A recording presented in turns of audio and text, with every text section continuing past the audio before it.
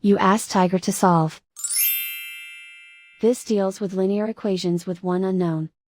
The final result is m equals -14.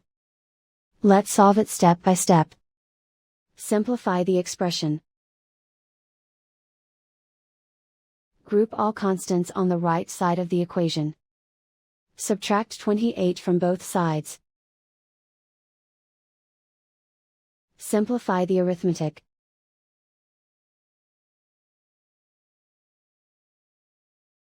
Isolate the m. Divide both sides by 2. Simplify the fraction. Find the greatest common factor of the numerator and denominator. Factor out and cancel the greatest common factor. And so the final result is m equals -14.